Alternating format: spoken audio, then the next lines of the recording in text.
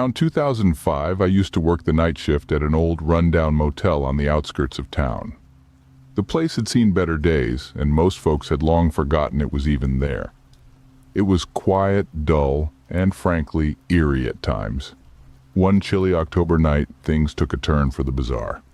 I was sitting at the front desk, flipping through a magazine to stay awake when the phone rang.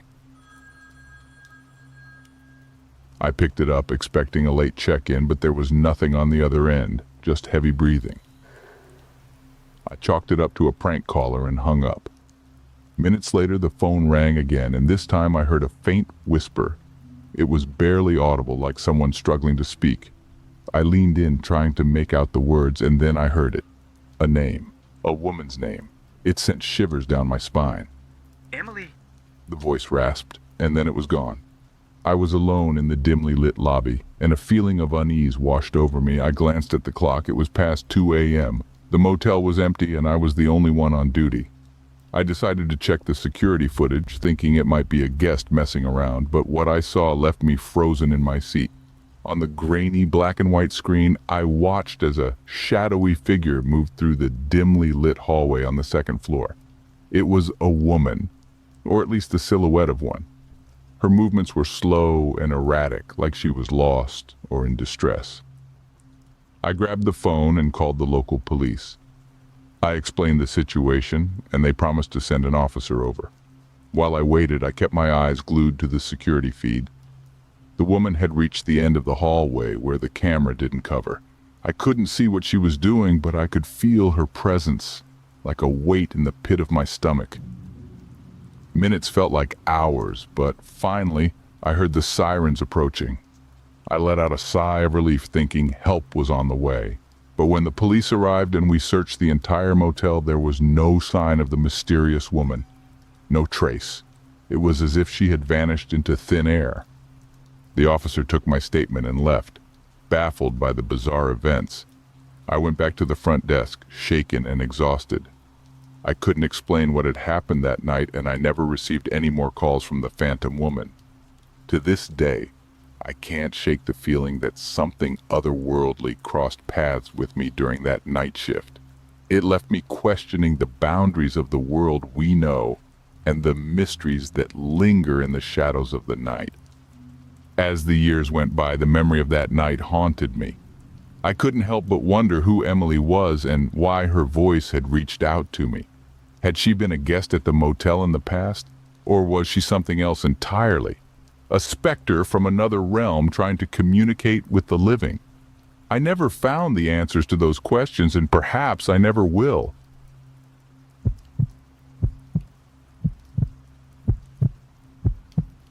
Back in 2008, I used to work the night shift at a small convenience store on the outskirts of town. Most nights were uneventful, but one particular evening something happened that still haunts me to this day. It was around 3 a.m. when a frantic woman burst through the door, her clothes disheveled and her eyes wide with terror. She was gasping for breath as if she had been running for her life. I rushed over to her, asking what was wrong, but she couldn't form coherent words. She just kept repeating, He's coming for me. I immediately locked the door and called the police, all while trying to calm the woman down. She managed to tell me that she had been driving along the dark winding road that passed by our store when she noticed a car tailing her. It had followed her for miles, never getting too close but never falling too far behind either. As she spoke, we heard the faint sound of an engine approaching. It was a low, guttural growl that seemed to vibrate through the store. I rushed to the window and peered outside, my heart pounding in my chest. What I saw sent shivers down my spine. A black, beat-up sedan was parked just beyond the dimly lit gas pumps. The engine was still running, and the headlights were off, making it nearly invisible in the darkness. A tall, shadowy figure stood beside the car, partially concealed by the night. The police dispatcher assured me that help was on the way, but time seemed to crawl as we waited. The woman clung to me, tears streaming down her face. I did my best to keep her calm, but the fear in her eyes was contagious. Minutes felt like hours, and the growling engine outside seemed to grow louder and more menacing with each passing second. I realized that whoever was out there wasn't just some random stranger. They were determined, relentless, and filled with ill intent. Finally, the distant wailing of sirens grew closer, and the figure by the car must have sensed it too. With one last chilling glance in our direction, they jumped into the sedan and peeled away into the night. The police arrived moments later, taking statements from both of us and searching the area. They never found the person who had terrorized us that night, leaving behind only questions and a lingering sense of dread. I quit my job at the convenience store not long after that incident, unable to shake the feeling that we had narrowly escaped a threat we couldn't fully comprehend. To this day, I can't drive down a dark, winding road without glancing nervously in my rearview mirror, wondering if he might be coming for me next.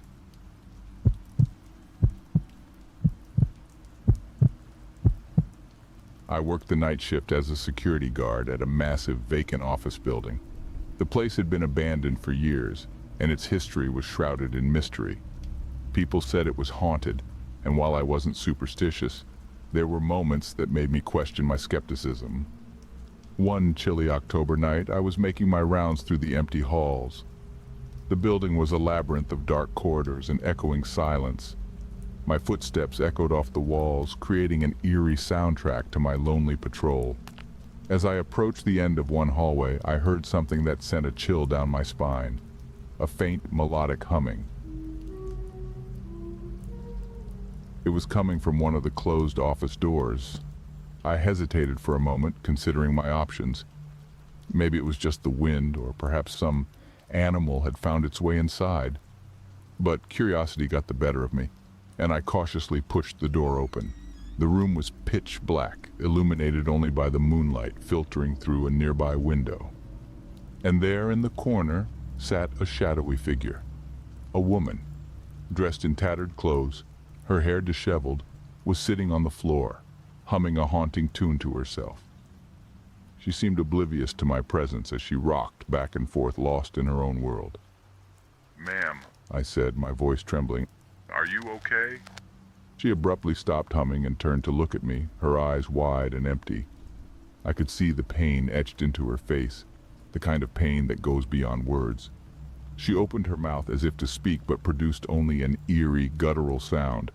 My heart raced as I took a step back, but before I could react further, she lunged at me with surprising speed. I stumbled backward, crashing into the hallway wall.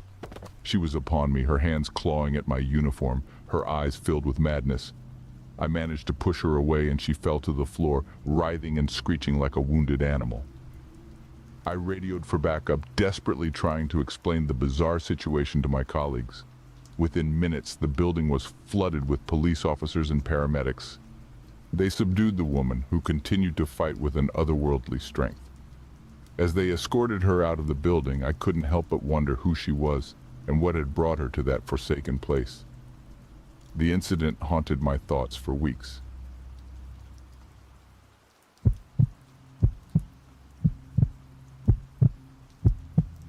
Back in the earlier days, when Craigslist was still a popular platform for buying and selling, I decided to browse the listings in search of a good deal. My apartment needed some new furniture, and I figured I might find something affordable. One evening, I stumbled upon an ad that caught my attention. A vintage oak dining table in excellent condition, listed at a price that seemed too good to be true. The seller, who went by the name Max, had posted a few pictures of the table. It looked gorgeous, with ornate carvings and a rich, dark finish. I decided to reach out to Max and arrange to meet at his house to check out the table. The address he provided led me to a quiet, suburban neighborhood. As I parked in front of his house, I noticed how well maintained the property was. I knocked on the door, and Max, a middle-aged man with a friendly smile, greeted me. He welcomed me inside, and I was immediately struck by the odd assortment of items cluttering his living room. Antique clocks, porcelain dolls, and dusty old books. Max led me to the dining room where the table stood, just as beautiful as it appeared in the photos. I couldn't believe my luck. We negotiated the price, and it was even more of a steal than I had hoped. Eager to seal the deal, I agreed to purchase it and arranged to come back the next day with a friend and a van to pick it up. That night, I couldn't help but feel a sense of unease. Max had been friendly, but something about his home had felt off. I chalked it up to my overactive imagination and the fact that I'd be returning with a friend. The following afternoon, my friend Sarah and I arrived at Max's house to collect the table. He greeted us warmly and helped us load it into the van. As we were about to leave, Max asked if we could help him with one more thing: a large, heavy box he needed to move from the attic. Being the helpful people we were, we agreed. Max led us to the attic, where the air was thick with the musty scent of old belongings. He pointed to a large, sealed cardboard box and said it contained his late wife's belongings.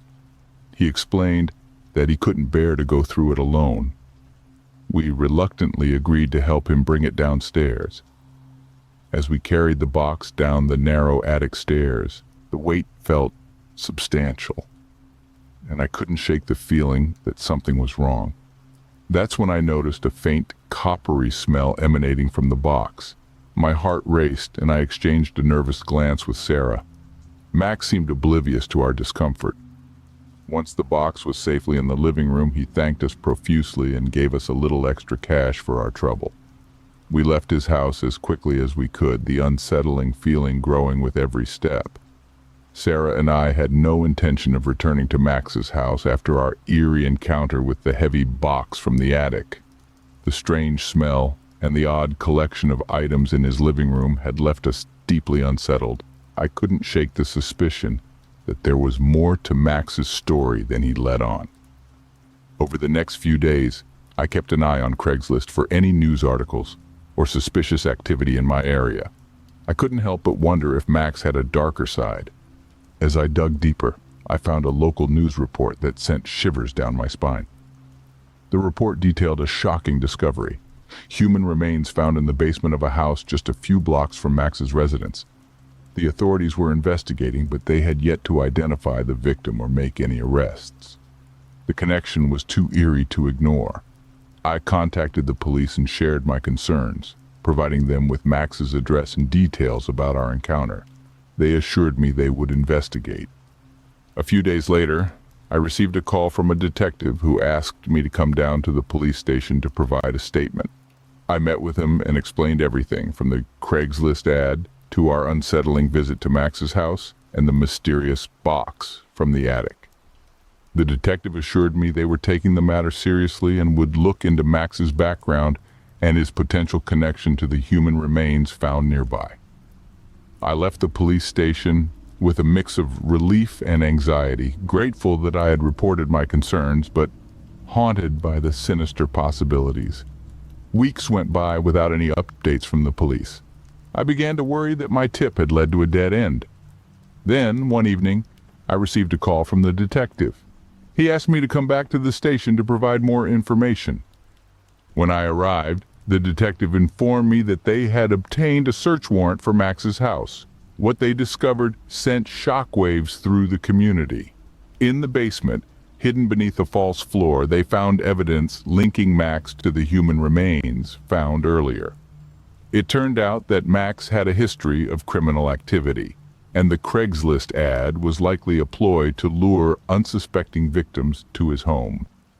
My reporting of the odd encounter with the heavy box had played a crucial role in uncovering his crimes.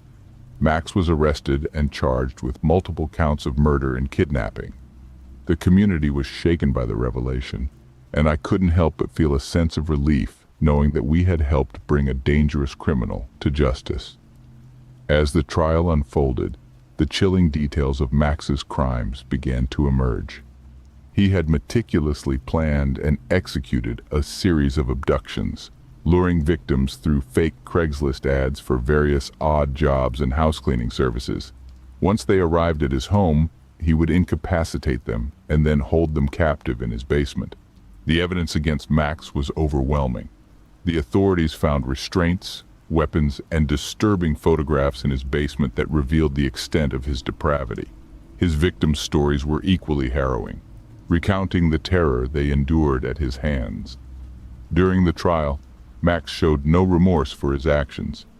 He maintained a sinister calmness, as if he took pleasure in the fear and suffering he had inflicted upon his victims. It sent shivers down the spines of everyone in the courtroom. As the legal proceedings continued, the community grappled with the shock of having a serial kidnapper and murderer living among them. People were more cautious about online interactions and meeting strangers from the internet. The dark underbelly of Craigslist had been exposed, and many reevaluated their online safety practices. Max was ultimately found guilty on all charges, and the judge sentenced him to life in prison without the possibility of parole. It was a relief for the victims and their families, knowing that he would never harm anyone again. But the scars ran deep in our neighborhood. The sense of security we once had was forever shattered, and we became more vigilant, watching out for one another.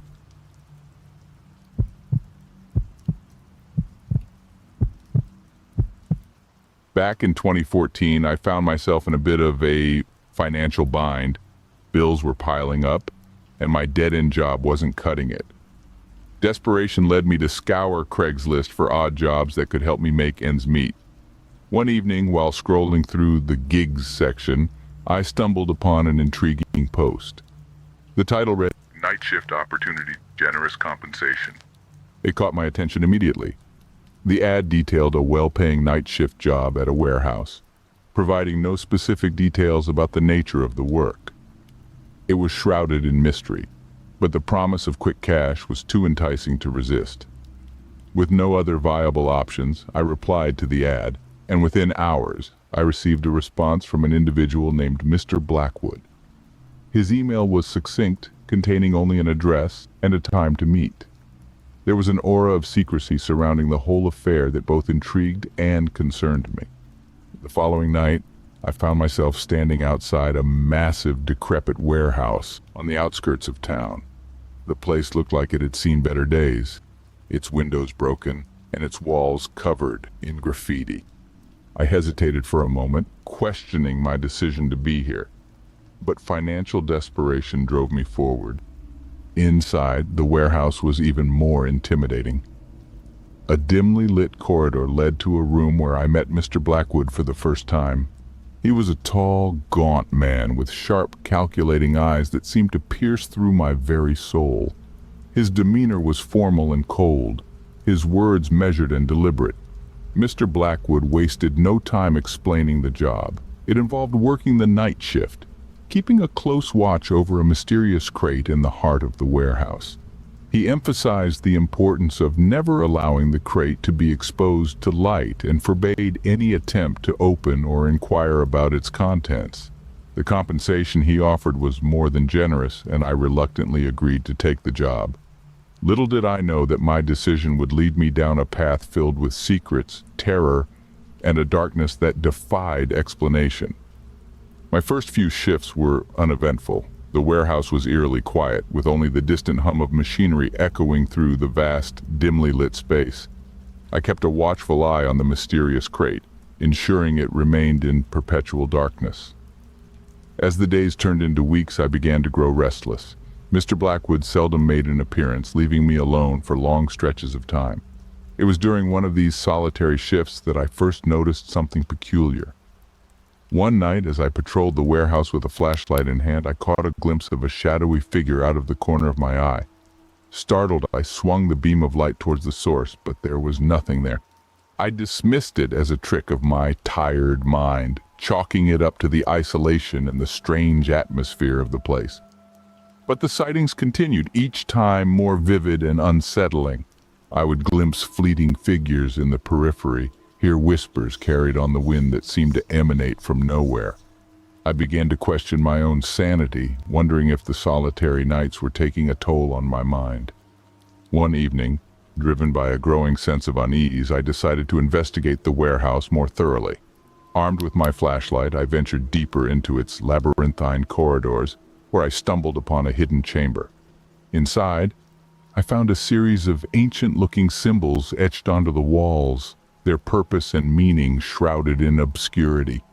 The air in the chamber was thick with an otherworldly presence, and I could feel an oppressive weight bearing down on me. My heart raced as I realized that this warehouse held secrets far darker than I could have ever imagined. Whatever Mr. Blackwood was involved in, it was a web of mysteries, and I had unwittingly become entangled in its threads. My discovery of the hidden chamber deepened my obsession with unraveling the enigma surrounding Mr. Blackwood and the warehouse. I couldn't shake the feeling that I was being watched, monitored by some unseen presence. The spectral figures and whispers grew more pronounced, their intent inscrutable. I delved into researching the symbols etched on the chamber walls, seeking answers to their origins and purpose. Days turned into sleepless nights as I pored over ancient texts and obscure references. It became clear that the symbols were tied to a sinister ritual, one that harnessed otherworldly powers. As I dug deeper, I stumbled upon unsettling truths about Mr. Blackwood. He was not merely a reclusive warehouse owner, but a practitioner of the occult, a man who had struck a dark bargain with forces beyond human comprehension. The crate that had arrived weeks ago held an entity, an ancient being of malevolent intent. With this revelation, my fear transformed into determination. I couldn't allow the sinister ritual to be completed, nor could I let Mr. Blackwood's malevolent plans come to fruition. Armed with my newfound knowledge, I prepared for a confrontation. One fateful night, as the warehouse seemed to hum with an unnatural energy, I confronted Mr. Blackwood. With a courage I didn't know I possessed, I demanded answers. He admitted to his pact with the entity and his intentions to unleash it upon the world. He believed that the chaos it would bring would serve his twisted vision of a new order. Our confrontation escalated into a frantic struggle. The warehouse itself seemed to come alive, the symbols on the walls glowing with an eerie light. The spectral figures manifested around us, bearing witness to our battle. In the end, it was not physical strength but sheer determination that prevailed. With a final surge of willpower, I disrupted the ritual, preventing the entity's release. Mr. Blackwood's malevolent plans were thwarted, and he vanished into the shadows, his fate unknown. The warehouse returned to its former silence, and the enigmatic symbols on the chamber walls faded away. The spectral figures and whispers dissipated, leaving me with a haunting memory of my nightmarish ordeal. I resigned from my position at the warehouse, knowing that I could never truly escape the darkness that had consumed it. The enigma of Mr. Blackwood and the malevolent entity remained unsolved, a chilling reminder of the horrors lurking in the night shift. And so, dear reader, I share this tale as a warning to those who dare to tread the desolate corridors of the night shift, where mysteries and malevolence await those who seek answers in the darkest of places.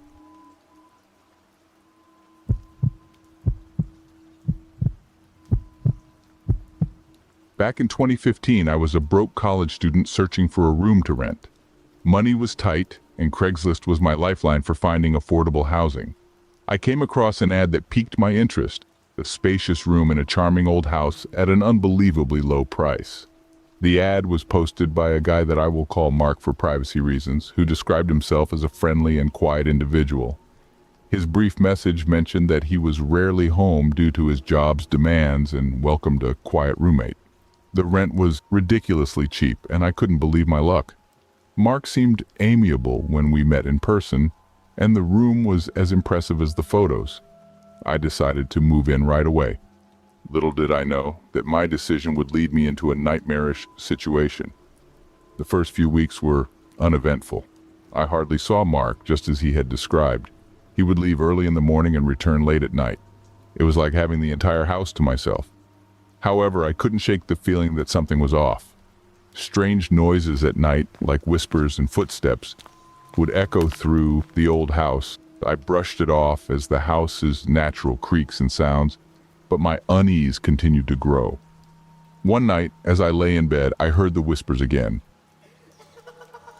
But this time they were accompanied by laughter.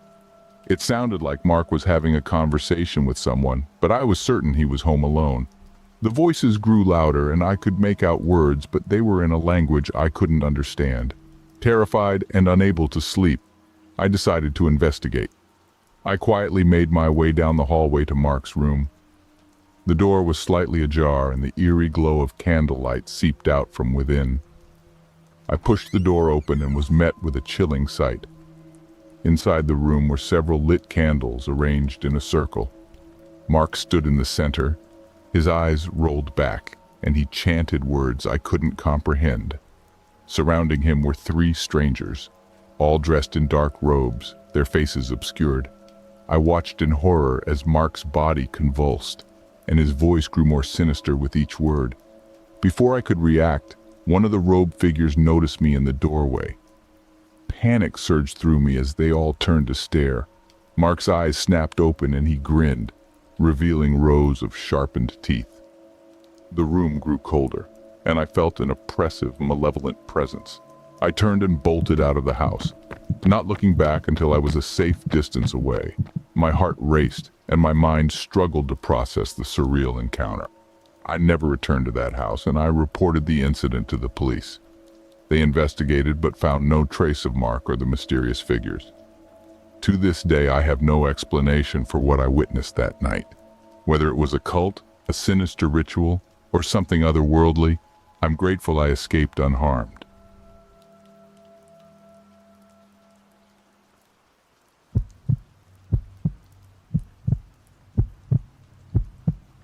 In the winter of 2010, I was working a part-time job as a cashier at a small, rundown gas station located on the outskirts of town. It was one of those places that most folks avoided, except when they had no other choice. I was a college student trying to make some extra cash, and the night shift suited my class schedule. The gas station was a relic of the past. Dimly lit, it had a constant low hum from the flickering fluorescent lights. I had heard rumors about the place, tales of late-night robberies and odd occurrences.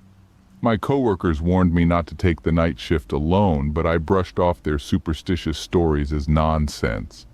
My first night alone at the gas station was a chilling experience. The wind howled outside, and the tapping of tree branches against the windows sounded like ghostly whispers.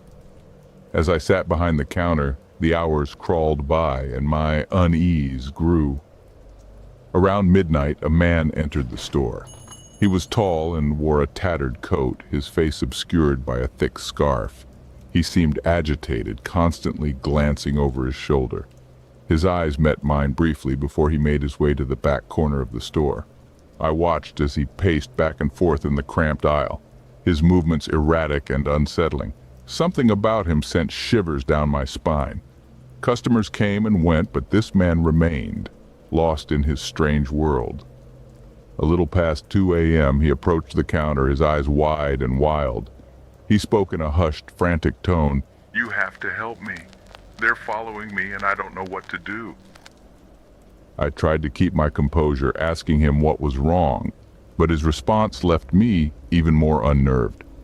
He muttered something about shadowy figures and whispered conspiracies. I couldn't make sense of it. Just then, a group of men entered the store. They were dressed in dark suits, and their expressions were stern. Without a word, they approached the man, who instantly fell silent. They exchanged a few words in low voices before grabbing him and dragging him out of the store. As they left, the leader of the group turned to me and said, "Forget what you saw here tonight or you'll regret it." My heart raced as I nodded in compliance. The men left as quickly as they had arrived, and I was once again alone in the eerie silence of the gas station. The rest of the night passed without further incident, but I couldn't shake the feeling that I had stumbled into something far more sinister than I had ever imagined. In the days following the strange encounter with the mysterious man at the gas station, I couldn't shake the feeling that something sinister lurked in the shadows of our small town. The eerie incident continued to haunt my thoughts, and I decided to dig deeper into the enigmatic events of that fateful night. I began by asking my coworkers if they had seen anything unusual at the gas station recently. Most of them claimed ignorance, but one of the older employees, a grizzled man named Jerry, leaned in closer and whispered, You've seen them too, haven't you? My heart raced. Jerry went on to explain that the gas station had been a hotspot for a series of bizarre occurrences over the years, and many had witnessed unsettling events. He revealed stories of mysterious customers who appeared and disappeared without a trace, as well as shadowy figures lurking in the woods behind the station. The more I listened, the more I realized that my experience was not an isolated incident. It was part of a much larger and inexplicable pattern. I decided to visit the local library to research the history of the gas station and the surrounding area. There I stumbled upon a forgotten article from the early 80s. It chronicled a bizarre incident at the gas station, eerily similar to the events of that night. A man, described as disheveled and paranoid, had entered the store, speaking of shadowy figures and dark conspiracies. Moments later, he had been forcibly removed by an unidentified group. The article was filled with cryptic language and vague allusions. I realized that these eerie occurrences had been going on for decades, hidden away from the public eye. The mystery only deepened, and I couldn't ignore the gnawing feeling that the gas station was more than it seemed. In the following weeks, I continued my investigation, searching for any clues or connections. The townspeople spoke in hushed tones about the gas station's dark history, but nobody dared to delve too deeply. The more I uncovered, the more dangerous it seemed. It was as if the town was collectively pretending these things didn't happen, ignoring the sinister underbelly lurking beneath the surface. The final piece of the puzzle came when I uncovered a collection of handwritten notes in the library's archives. These notes had been penned by a previous gas station employee who had conducted his own investigation into the bizarre events. His writings were filled with paranoia and desperation, detailing how the gas station was a focal point for a shadowy organization. In one chilling entry, the employee described the appearance of a new customer, a man who was eerily identical to the one I had encountered. He rambled about hidden truths, a mysterious conspiracy, and the need to reveal the town's secrets to the world. The writer's words grew increasingly frantic as he detailed his surveillance efforts and his belief that dark forces were watching him. As I read through the final entries, it became clear that the author had spiraled into madness. He had become obsessed with exposing the sinister presence that lurked behind the gas station, and his notes ended abruptly, mid-sentence. Armed with this newfound knowledge, I decided to confront the gas station's enigmatic secrets. I returned to the scene of my unsettling encounter, not as an employee, but as an investigator determined to unravel the truth. Late one night, I staked out the gas station, watching and waiting for any sign of the peculiar man. Hours passed, and I had almost given up hope when I saw him emerge from the shadows, his eyes filled with a manic intensity. I knew this was my chance. I cautiously approached the man, introducing myself and inquiring about his cryptic comments and the gas station's disturbing history. He hesitated at first, but as I shared my own experiences, he began to open up. The man revealed that he was once an employee of the gas station, just like the author of the handwritten notes. He had uncovered a dark conspiracy that had roots in the town's past, a conspiracy involving shadowy figures and a malevolent force that thrived on secrecy. He had been trying to expose the truth, to break free from the gas station's sinister grasp. As we delved deeper into the mysteries of the gas station, the man confided in me that the shadowy organization was aware of his efforts and he was being hunted. His fear was palpable, but he was resolved to unveil the hidden horrors lurking in our town. We spent days poring over documents, gathering evidence, and preparing to confront the malevolent force that held the gas station in its grasp. As the final confrontation approached, I couldn't help but wonder whether we were courting disaster or about to reveal a truth that had been hidden for generations. Our journey had led us to a chilling revelation, one that had been concealed beneath layers of deception and darkness.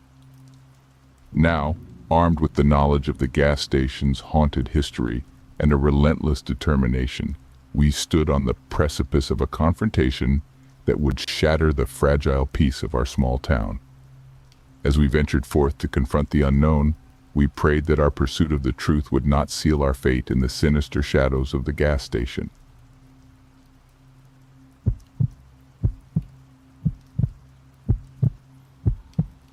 So, my friends and I had embarked on a road trip and found ourselves low on gas in an unfamiliar area. The digital display on the car's dashboard ominously blinked low fuel, and the gas station we had pulled into was, in a word, unsettling. I couldn't help but feel a creeping unease as I glanced around at the flickering neon lights that barely illuminated the area. The gas station stood alone, isolated and shrouded in an eerie silence that seemed unnatural. In the dead of night, with no other businesses in sight, it appeared as a foreboding monument to desolation. It was as though time itself had forgotten this place. The once bright signage had faded, its fluorescent tubes flickering as they strained to pierce the surrounding darkness. I hesitated to leave the comfort of our car, but knew we had no choice. We had to refuel to continue our journey. Gathering my courage, I stepped out onto the cold pavement. The air was thick with an unsettling stillness, the type that makes you feel as though the world is holding its breath. I reached for the fuel nozzle and began the refueling process. As the gas flowed into the car, I became aware of a low, resonant hum, almost inaudible, but unmistakable. It was a noise I couldn't quite place, like the distant vibrations of an unseen generator. Glancing around, I spotted an old payphone booth a short distance away, shrouded in shadows. Curiosity got the better of me, and I decided to investigate the source of the mysterious hum. I walked over to the payphone, its rusted shell standing as a relic of a bygone era. To my surprise, the phone's rotary dial spun slowly, as though moved by an invisible hand. As I watched, mesmerized, the dial clicked into place on a number, 911. It was as if some phantom hand had deliberately called for emergency assistance. My heart raced, and I glanced around, half expecting to find someone playing a sinister prank on us. Just then, a chilling gust of wind swept through the area, extinguishing the dim neon lights. Darkness swallowed the gas station, and I was plunged into a realm of absolute blackness. Panic welled up inside me, and I fumbled for my phone to use its flashlight. As the light pierced the gloom, my blood ran cold. There, right before me, was the unmistakable figure of a man, his face obscured by the hood of a tattered jacket. He stood as still as a statue, and in his hand he clutched a knife, its blade glinting malevolently in my flashlight's beam. I stumbled back, horror coursing through my veins. The sudden darkness and the appearance of this menacing stranger had transformed a simple pit stop into a waking nightmare. I knew we had to get out of there, away from this forsaken gas station and the enigmatic figure who seemed to have sprung from the very shadows. I rushed back to my friends who were anxiously awaiting my return and explained the grim situation. We abandoned the refueling process, jumped into the car, and sped away from that accursed gas station, leaving behind the eerie hum and the chilling apparition that had materialized in the night. To this day, I cannot explain what we had encountered at that forsaken place. All I know is that something inexplicable occurred at that gas station, something that forever left an indelible mark on my memory. It was a night that shook our belief in the rationale, a night that whispered of sinister secrets lurking in the darkness of a seemingly ordinary world. And as we left the gas station far behind, I couldn't help but wonder about the nightmarish encounters that may still unfold in the shadows of gas stations along desolate highways. The sinister truth was out there, hidden in plain sight, awaiting those who dared to tread where others feared to wander.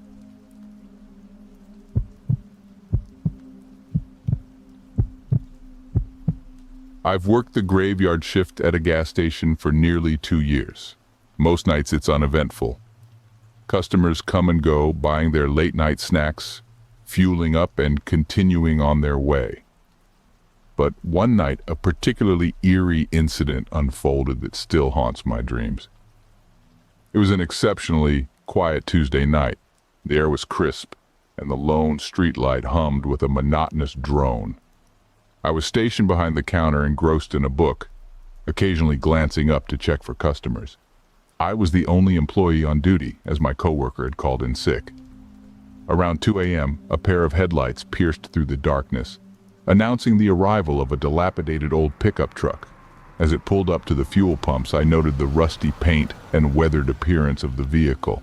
An eerie feeling washed over me, but I chalked it up to the lateness of the hour and my solitude. A tall, lanky man stepped out of the truck and approached the counter. He was adorned in a tattered jacket and had unkempt, greasy hair that framed a gaunt face. His eyes appeared hollow, devoid of any spark of life, and they never met mine. Without a word, the man placed a crumpled bill on the counter and gestured toward the gas pump. I activated the pump and watched as the numbers ticked away on the screen. The pump clicked off, indicating the tank was full, and I went about the routine of processing his payment.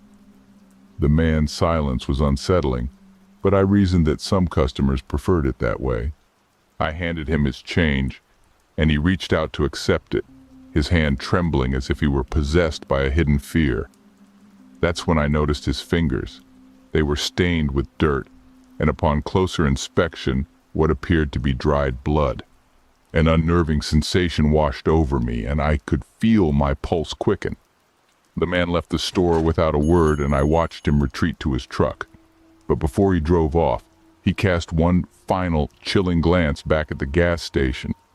As the taillights of the old truck disappeared into the night, I couldn't shake the feeling of dread that had settled upon me. I knew I had to contact the authorities. There was something deeply wrong with that man, something that filled me with foreboding. Later I learned that the police had stopped the man a few miles down the road. They found a blood-soaked knife in his truck, and evidence linking him to a recent unsolved murder. My heart sank as I realized that had I not called the police, he might have continued his killing spree that night. To this day, I can't help but wonder what horrors might have unfolded if that man had been allowed to roam the night unchecked. My encounter at the gas station, once a mundane part of my nightly routine, became a stark reminder of the darkness that can creep into the most ordinary places during the dead of night.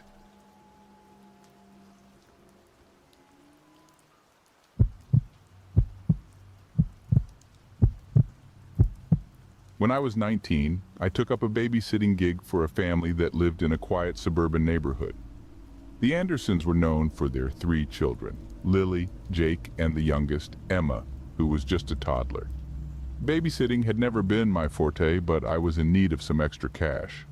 The night started off quite normal, with the parents leaving me instructions on how to put the kids to bed and numbers where they could be reached. After tucking the children in, I settled into the living room to catch up on some homework, while keeping an eye on the baby monitor. The television droned on in the background as I worked.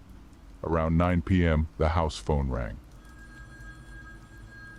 Startled, I answered it to hear Mr. Anderson on the line, telling me they'd be home later than expected.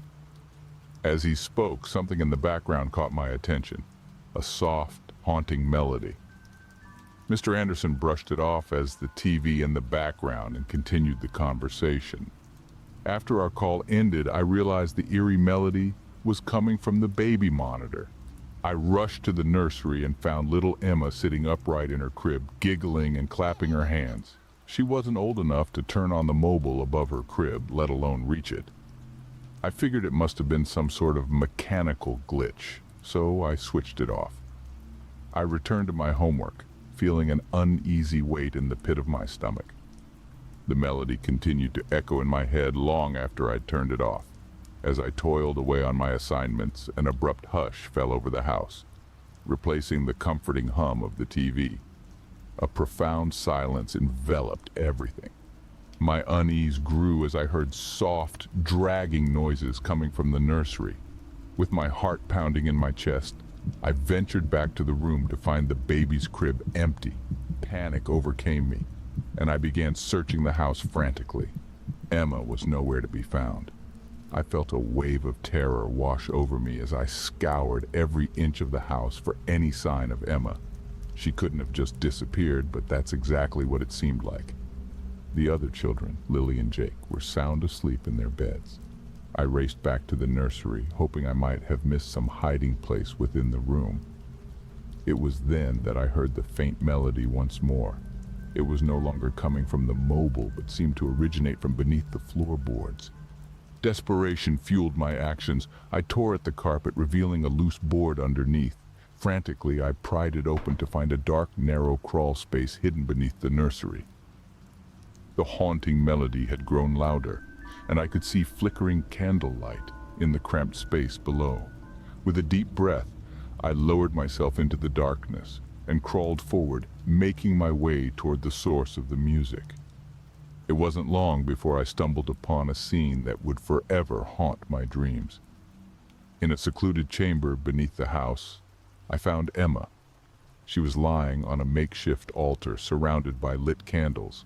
Her eyes were wide open, staring blankly at the ceiling. Her tiny hands clutched a tattered book, and from it, the haunting tune emanated. I snatched Emma from the altar, doused the candles, and scrambled back into the nursery. I hugged her tightly, praying for her safety. The haunting melody gradually faded, but the terror I had witnessed still lingered. When the Andersons returned, I could hardly explain the ordeal. They claimed to have no knowledge of the hidden chamber or the disturbing rituals I'd discovered. It was as if they couldn't see the darkness lurking beneath their own home. I refused to babysit for them again and never returned to their house. To this day, I wonder what malevolent force I had unwittingly stumbled upon that fateful night.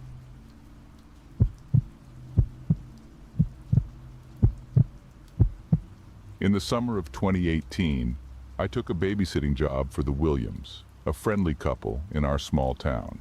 Their two kids, Emily and Max, were polite and well-behaved, which made my task relatively easy.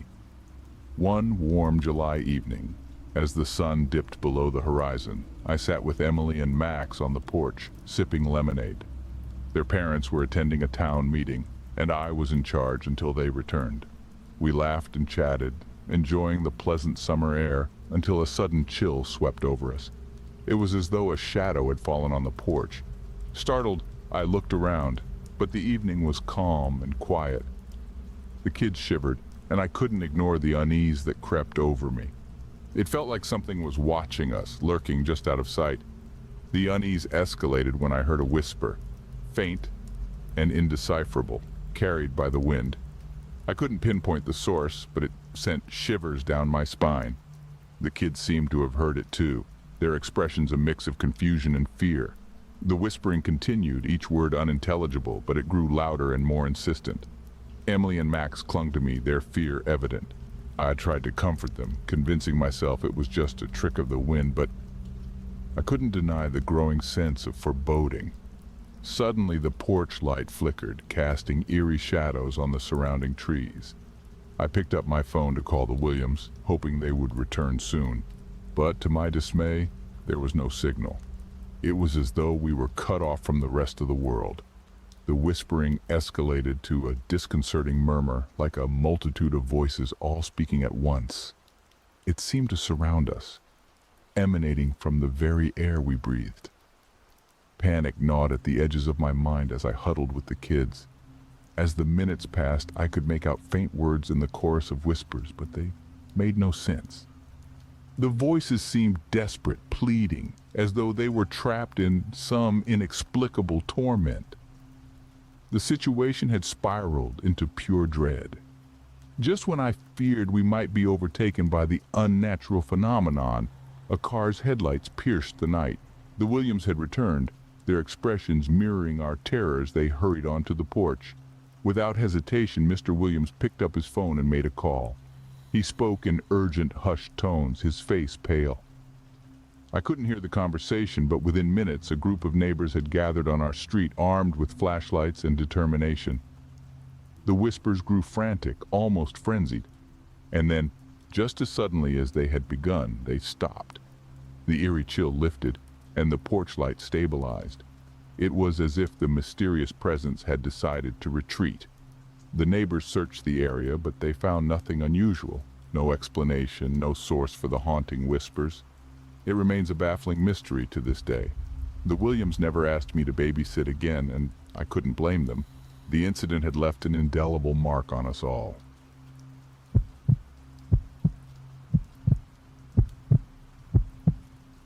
In my late teenage years, I was on the lookout for some extra cash. Babysitting seemed like a good option, and soon enough I found a gig for a local family. They had a precocious little girl named Mia. The babysitting job started like any other. Mia's parents provided me with the essentials, and they gave a rundown of their daughter's routine. Everything was going smoothly. Mia and I had a fantastic time. We played games, read books, and watched movies. But things took a strange turn as bedtime approached. Mia insisted that her parents read her a story from a specific old book. Her parents hadn't mentioned this particular story, but I thought it wouldn't hurt to indulge her. I opened the book and started to read. The tale was dark, about a shadowy creature that lurked in the closet. To my surprise, it wasn't a typical children's story, but rather something eerie and unsettling. Mia listened with a somber expression, and when I finished, she whispered, He's here. I reassured her, thinking it was just a child's imagination. But then I felt a chill run down my spine. I heard the soft, almost inaudible scraping of claws against wood coming from the closet. The closet's door creaked open, and from the darkness emerged a skeletal, elongated hand. My heart raced as I grabbed Mia, rushing out of the room. I called her parents, panicked and unsure of what I'd witnessed. They returned home quickly, offering vague explanations and thanking me for my help. There was something off about their response, as if they were well aware of what had occurred. I never returned to babysit for them, and I couldn't shake the memory of that night. It remained an unexplained and unsettling experience.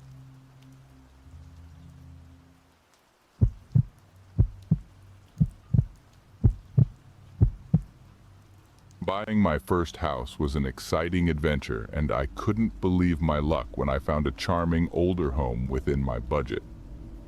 It had a unique allure, but it didn't take long for me to discover its secrets. The house, located at the end of a quiet cul-de-sac, exuded an old-world charm. It was a two-story Victorian-style dwelling with intricate wooden trim, a welcoming front porch, and a large, overgrown garden. In the basement, a locked door piqued my curiosity. The old-fashioned keyhole seemed out of place, especially since the real estate agent had no knowledge of this locked room. When I inquired about it, he shrugged it off, insisting it must be an old storage space. My curiosity got the best of me, and I hired a locksmith to open the mysterious door. The room inside was like a time capsule, filled with antique toys, dusty furniture, and faded portraits of children. One portrait was eerily reminiscent of the real estate agent. This discovery sent chills down my spine, and I couldn't shake the feeling of being watched as I explored the room. I decided to put the strange findings aside, attributing my unease to the house's age. As the days passed, the atmosphere in the house began to change. Unexplainable sounds, like children's laughter and distant footsteps, filled the house at night. Shadows darted across my peripheral vision, and I often found myself pausing, convinced someone was behind me, though no one ever was. The secret of the locked room was far from charming. It was as if I had unwittingly unlocked a Pandora's box of haunting and unexplainable events, and my first home had turned into a nightmare. Every creak and rustle in the house felt like a malevolent presence, lurking just out of sight, waiting for something I couldn't comprehend. My once beloved home had become a place of unrelenting dread, and the answers to its dark mysteries remained tantalizingly out of reach. Little did I know that the horrors of that room were only the beginning of the terrors that awaited me in my new house.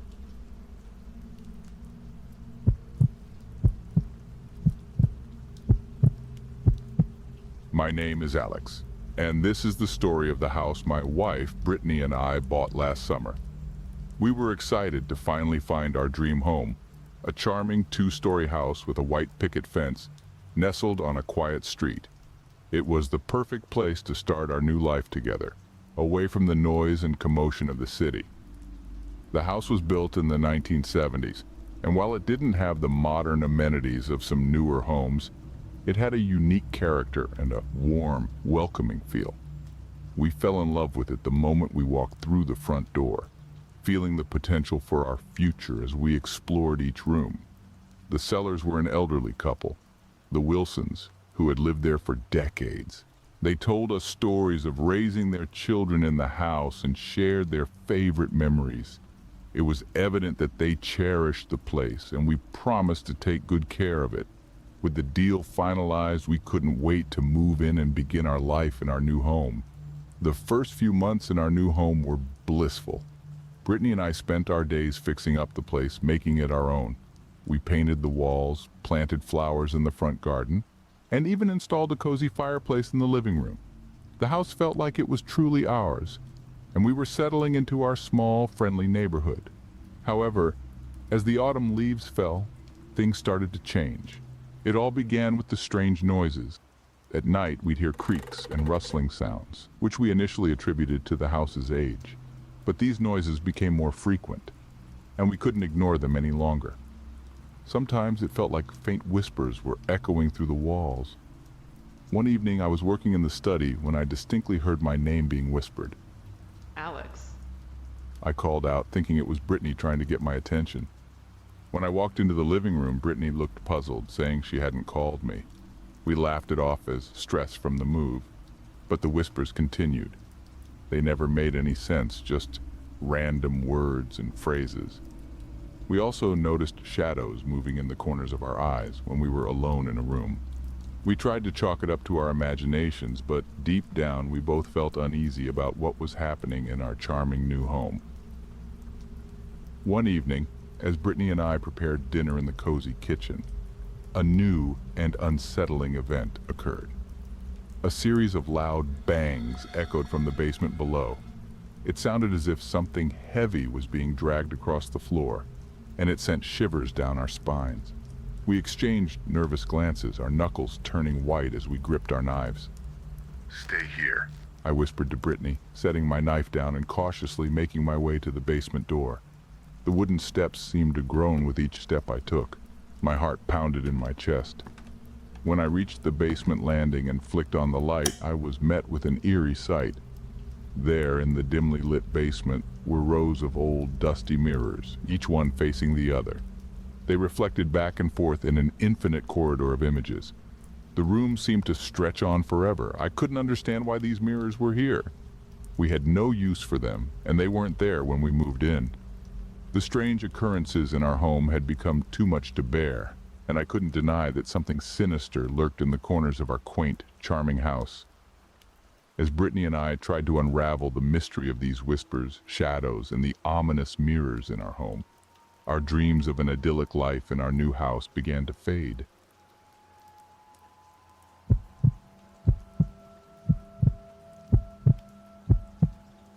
This event happened a few years ago. I'm an average guy who recently bought an old fixer-upper in a quiet neighborhood. It was a fantastic deal, and I saw the potential behind the shabby exterior. I was excited about renovating it and turning it into my dream home. After a few weeks of hard work, I'd already made some noticeable improvements. The living room was coming together with a fresh coat of paint, and I'd ripped out the old, worn-out carpet to reveal beautiful hardwood floors. The kitchen, although outdated, was functional and had a vintage charm I appreciated, but like any old house, there were quirks. One sunny afternoon, as I was inspecting the crawl space, I discovered something odd.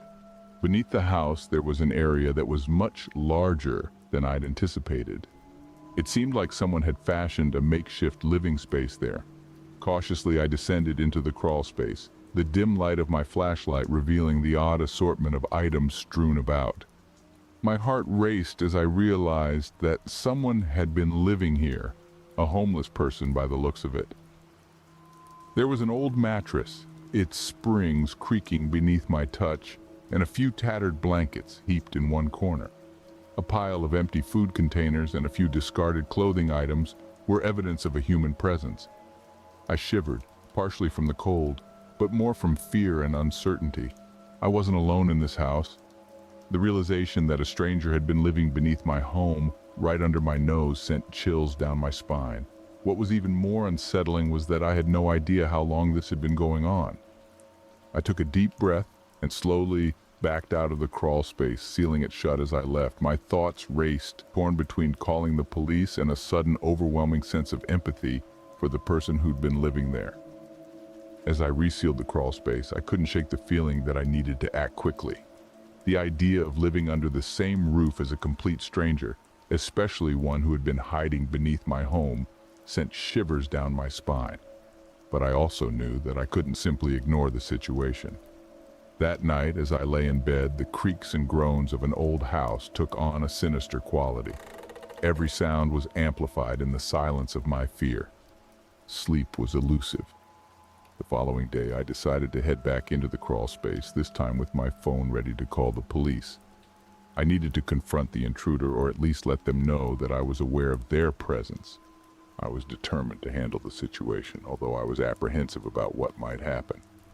As I descended into the dark, cramped space, my flashlight beam revealed the same haphazard arrangement of belongings. My heart pounded in my chest as I took cautious steps forward. Then from the shadows, a figure emerged. It was the homeless man, disheveled and wild-eyed, who I'd glimpsed briefly before. His sunken cheeks and unkempt beard made him appear more like a ghost than a real person. Hey! I called out, my voice trembling. You need to leave. This is my house. The man's response was chillingly unpredictable. With a feral growl, he lunged at me, his eyes filled with a desperation that transcended words. Panic surged through me, and I stumbled backward, tripping over a box of old pipes. Instinct took over as adrenaline coursed through my veins. I managed to push the man away and scramble to my feet. My phone was in my hand, and I dialed 911 as I raced out of the crawl space. I didn't look back to see if he was pursuing me. I just knew I had to escape. I burst out into the daylight, gasping for breath. Within minutes, the police arrived, and I led them back to the crawl space. The officers apprehended the homeless man, who was still crouched in the darkness. They secured him and calmed him down, assuring him that he wouldn't be harmed. The experience was harrowing, and it took me a while to regain my composure. The homeless man was taken into custody, and it turned out he had been living beneath my house for several weeks. He was given the help he needed, and I had my house to myself once more. It was an ordeal I'd never imagined when I bought the place.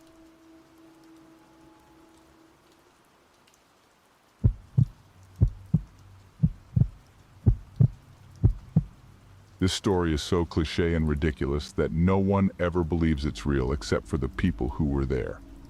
It was Halloween 2012, my senior year of high school. I went to a Catholic school, so we always had off the day after Halloween, because it's considered a church holy day. So my friends were game to start our weekend early. On nights when we didn't go to parties, we usually do the same thing. We'd sit on my front steps for a couple of hours and joke around. Then we would walk the neighborhood and usually end up at this shitty pizza place across town because the prices were so cheap. Since a few of us had recently broken up with our girlfriends, we weren't in much of a party mood, so we did our usual. It's around 10:30 p.m. and the pizza joint is closing up for the night. There were 3 of us, me, my friend Pat, and my friend Jack. We finish our food, refill our drinks, and head out. To get back to my house, we had to cross this large mall parking lot that's about 4 football fields long and 2 wide. I should mention at this point that we aren't dumb, naive kids. We all had grown up in the city and had our fair share of urban experiences. All 3 of us were pretty streetwise and were competent out on the street by ourselves, but we experienced something this night that we were totally unprepared for. So we're walking through this parking lot and it's absolutely desolate. Not a soul in sight. Suddenly we see a white tradesman van creeping slowly behind us about 100 yards back. I know the old white van cliché, but I swear it's a real story. I point it out to my friends and we pick up our pace. We pop the collars on our jackets and hunch out shoulders to make us seem a bit bigger than we are. In an instant, the van speeds up and cuts off our path. Everything in the van is pitch black, so we can't see any people. That's when someone calls out in a non-threatening voice, "Hey man, happy Halloween, you guys like Halloween?" Despite the jovial manner in which this was said, A van doesn't cut you off in a parking lot unless it has bad intentions. We had nowhere to go. We could run, but they're in a van. They would catch up to us easily, and we'd have to turn our backs to them. He says it again. You guys like Halloween? I respond, trying to sound tough. Yeah, but it's over now, so we're heading home and you're in our way. Nah, dude, Halloween ain't over. We still got tons of candy in here. The tone suddenly shifted, and still, we couldn't see anyone in the van. The three of us puff out our chests and get ready for a fight. After a brief silence that felt like it dragged on for hours, Jack cuts the tension by sternly saying, Listen, dickhead, I don't know what you think you're about to do, but if you don't leave, we're gonna kick your ass. Once he said that, the back door of the van swung open, and two very tall men stepped out. They had black suits with black leather gloves and were well-built and strong-looking. But the most menacing thing was that they were both wearing these cheap Mitt Romney masks. That's when we realized this wasn't a Halloween prank. At that moment, all three of us went to take off, but the van started driving circles around us.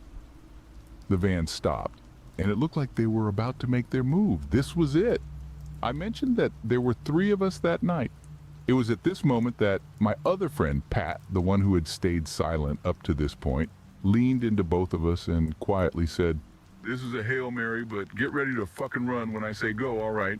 He then picked up one of our sodas and threw it with all his might at the driver's side window. The window was open, and the cup miraculously connected with the driver's head. Run!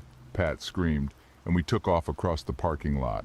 The van squealed off in the other direction, and we hurried our asses home. Jack and I were both confused as to why a simple cup of soda got them to give up on their plans. Then we found out what actually happened. While we were panicking, Pat kept his cool. He nonchalantly dumped out his drink and slipped a big rock into his cup. Then he waited for the right moment. The driver, thinking that this kid had just thrown a drink at him, wound up getting pegged in the head with a rock. It probably knocked him out cold, or it at least bought us enough time to put some distance between us. All that was left after that was pulling off a miracle and getting the rock to hit. Maybe a guardian angel or God himself took care of that. I'm still amazed by it.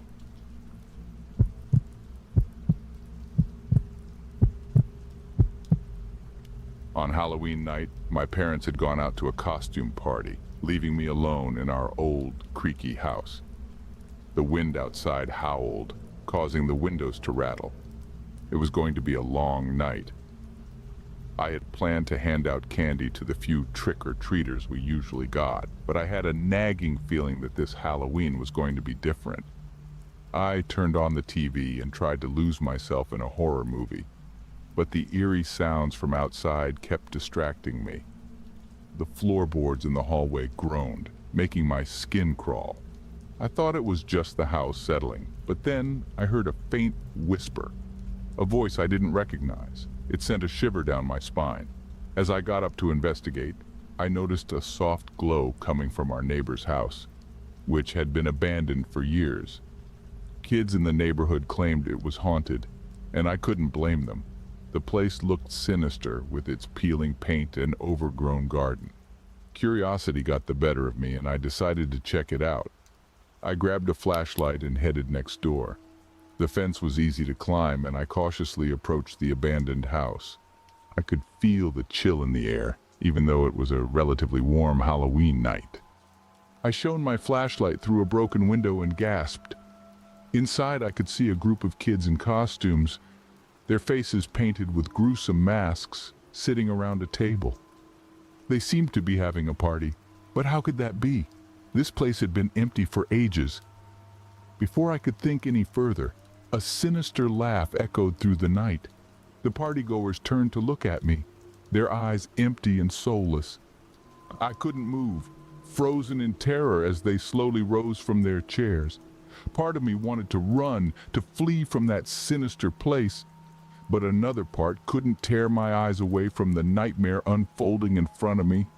My heart raced as the costumed figures approached me with unsteady, disjointed movements.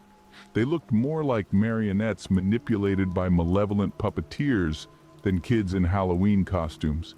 Panic set in, and I stumbled backward, my flashlight trembling in my hand. Who are you? I managed to stammer, but they didn't respond. Instead, they continued their eerie advance, closing the distance between us. The one leading the group wore a clown mask with a grotesque grin, his eyes hidden in the shadows of the sinister face paint.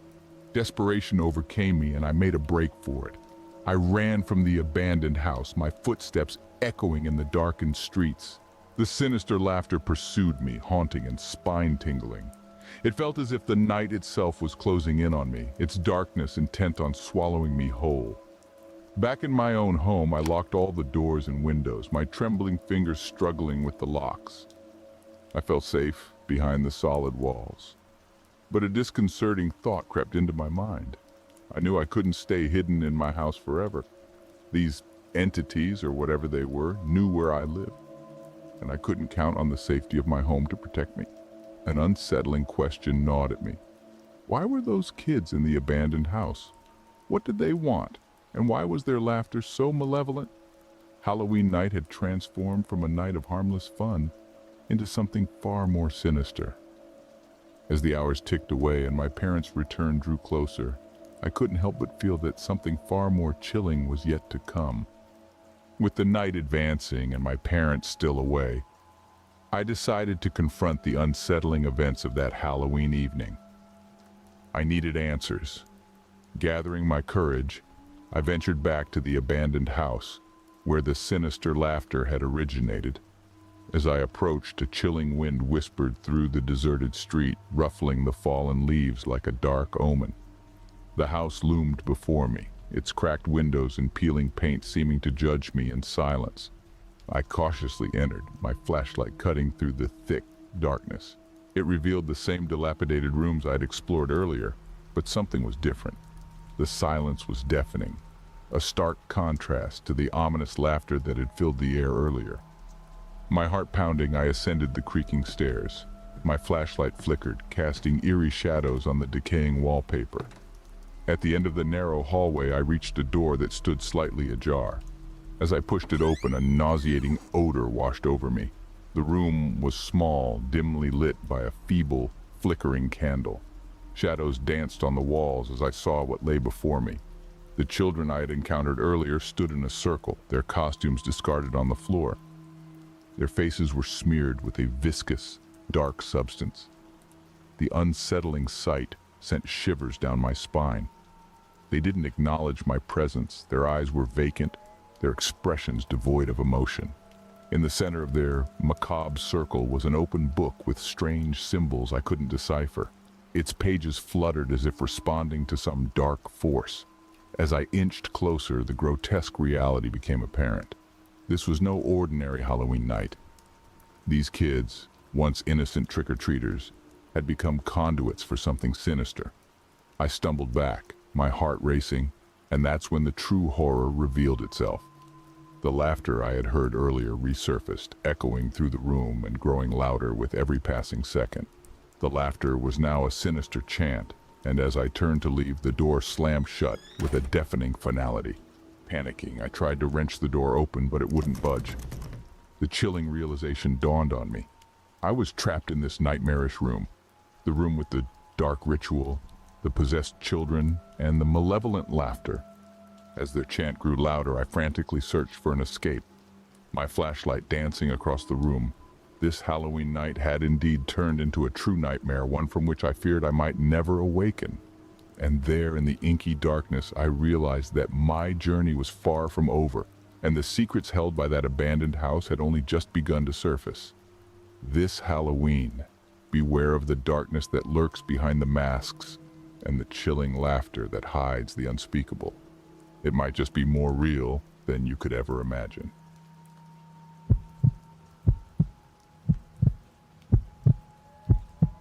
So this happened back when I was in 7th grade and I was trick-or-treating with one of my friends in his neighborhood. You should probably know that his neighborhood is divided up into 3 parts.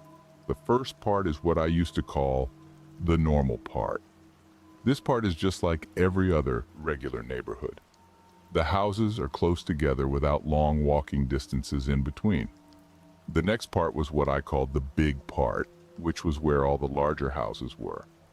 Finally, there is the section that is very spaced out. In this part, there are a few houses here and there, but there are long distances between them. So my friend and I started out at the neighborhood Halloween party and then continued out to the normal part and then the big part. Everything went smoothly and was fairly normal. But then we decided to go to the area with the houses that were very spaced out. We already had a lot of candy, so we weren't planning on staying too long. We went to 2 or 3 houses and everyone was friendly and gave us candy as usual. But then we went to this one house that had all of its lights on and a bowl of candy outside. It's probably worth mentioning that my friend and I could see a few adults sitting and talking in the living room of the house or dining room, I don't really remember. Regardless, he and I ran up to the bowl and started shoveling as much candy as we could into our bags. We didn't stop until we heard footsteps in the house, then we booked it. We were just getting out of the driveway of the house when we heard a door open behind us. We started running down a small paved path nearby and then stopped to turn back and look to see if whoever came out of the house had followed us. We saw them in the driveway, walking around as if looking for something. He and I decided it was probably a good idea to go back.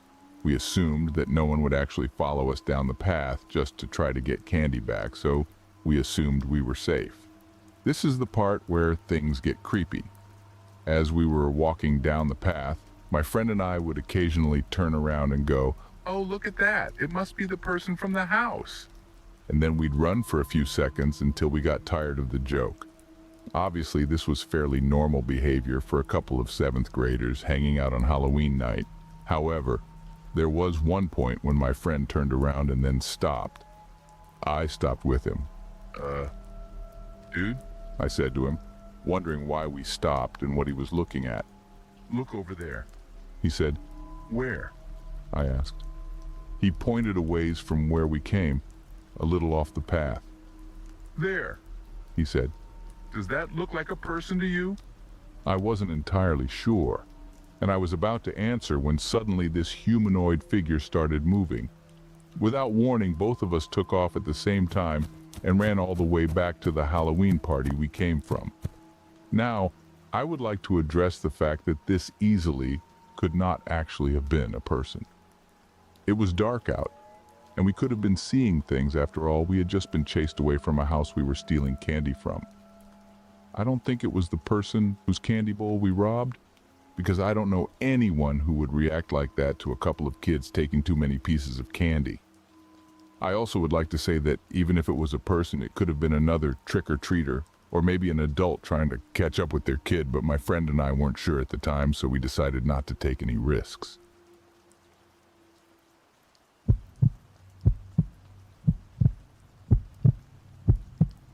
It was a crisp autumn evening, and I decided to take a visit to our local mall.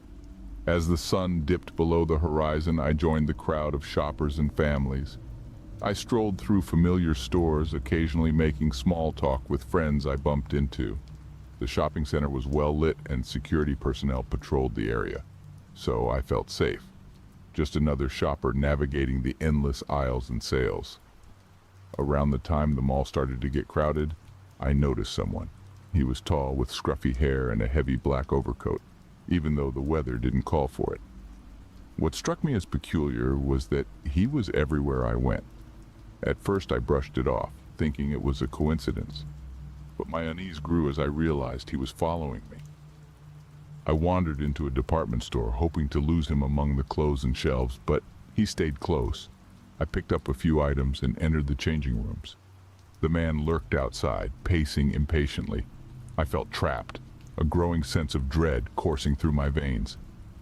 I decided to make a break for it, quickly paying for my items and darting into the mall's central courtyard, hoping the crowd would offer some protection.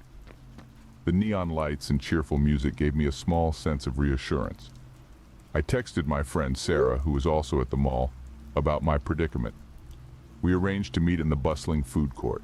My stalker, seemingly undeterred, followed me at a distance, his cold eyes locked on me. My heart pounded, and I tried to keep my composure, acting like everything was normal. Sarah soon arrived, and I breathed a sigh of relief. She could tell I was genuinely frightened.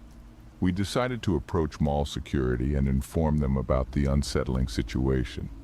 Two officers listened to our story attentively, and they agreed to accompany us while keeping an eye on the man.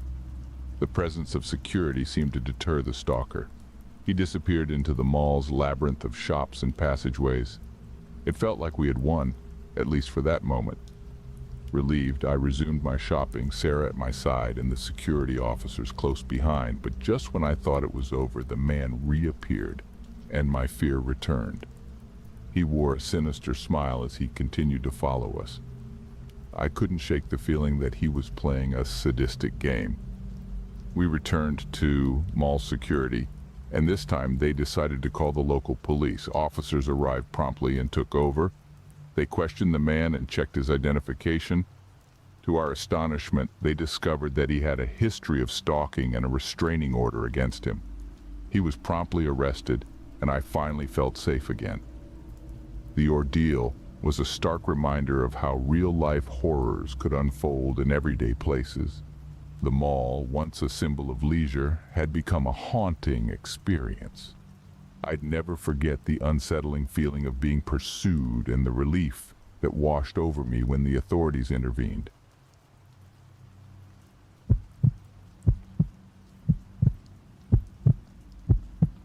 It was a typical Friday night when I started my night shift at the mall, working as a security guard. The mall was mostly deserted, with only a handful of cleaning staff and a late-night employee or two wrapping up their shifts. It was around midnight when I made my rounds through the mall, checking the locks on store entrances and ensuring all was secure. As I turned the corner near the food court, I spotted an eerie figure in the dimly lit hallway. A man wearing a black hoodie, dark pants, and a grotesque purge mask covering his face stood there motionless. He clutched a pistol in his gloved hand. Panic surged through me. I pressed my hand to my walkie-talkie, ready to call for backup. Before I could react, the masked intruder turned and sprinted toward the jewelry store, shattering the glass entrance with the butt of his gun. The alarm blared loudly as I fumbled with my walkie-talkie to alert the police. I couldn't tear my eyes away from the surreal sight of the masked man ransacking the jewelry displays. But the most disturbing part of it all was his laughter, muffled by the purge mask, as he reveled in the chaos he had created. I knew I had to act fast, so I radioed for help, hoping that they would arrive before things spiraled further out of control. Time seemed to stretch into eternity as I waited for a response on my walkie-talkie. The mall's alarm continued to wail, a reminder of the chaos unfolding around me. The intruder, still wearing that ghastly purge mask, gleefully smashed display cases, collecting jewels and precious items with reckless abandon. As I edged closer to the jewelry store, my heart pounding like a drum, a sense of urgency coursed through me. A distorted voice squawked from my walkie-talkie. It was another security guard on duty. He had heard my call and was racing to join me. Relief washed over me as I relayed the situation and our location. Unbeknownst to the intruder, a pair of eyes watched him from the shadows. Cindy, one of the late-night cleaning staff, had witnessed the break-in from her hiding place behind a potted plant. Her wide eyes reflected terror. As my fellow security guard approached the scene, we made eye contact. Silent nods exchanged between us said it all. We needed to stop this criminal before things turned worse. Our heart rates increased, but there was no turning back now. As we entered the jewelry store, we could still hear the chilling laughter of the masked man. We split up to surround him, hoping to catch him off guard. I took a deep breath and turned the corner into the main display area. And there he was, still cackling and tossing jewelry into a duffel bag. He was so engrossed in his looting that he hadn't noticed me. I pressed the cold steel barrel of my flashlight against his back, trying to steady my trembling hand. Drop the weapon, I ordered, my voice quivering. The masked man flinched, then slowly turned to face me. His eyes locked onto mine through the purge mask. I swallowed hard, realizing that the terrifying laughter had now ceased. In its place was an eerie silence, heavy with tension and uncertainty. Our standoff had reached its apex, and I couldn't help but wonder what would happen next.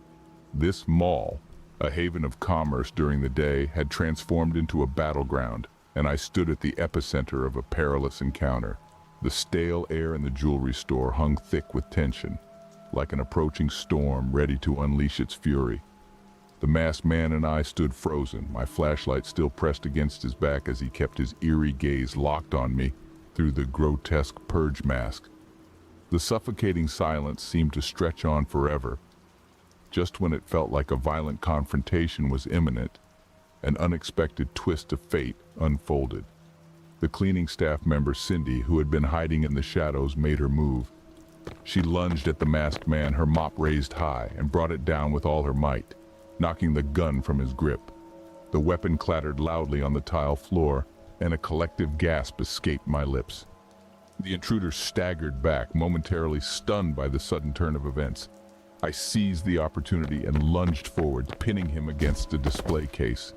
My hands trembling, I struggled to handcuff him while he squirmed beneath my grasp. With the robber now securely detained, we finally breathed sighs of relief. Minutes later, the police arrived, taking the man into custody. I watched as they removed the purge mask, revealing a face that was more desperate and pitiful than menacing. The criminal was led away, still struggling to comprehend how his seemingly foolproof heist had crumbled so suddenly. As the situation was brought under control, a sense of gratitude washed over me. I thanked Cindy profusely for her courage and quick thinking. It was her unexpected intervention that had turned the tide in our favor. The mall was quickly secured, and the shattered display cases were examined for missing items. The alarm ceased its blaring, leaving behind a ringing silence that seemed almost surreal after the night's chaotic events. In the days that followed, the incident was a topic of fervent discussion among mall employees and security personnel. Cindy, once a quiet and unassuming member of the cleaning staff, had become an overnight hero. Her actions had not only thwarted a robbery, but also saved me from what could have been a violent encounter.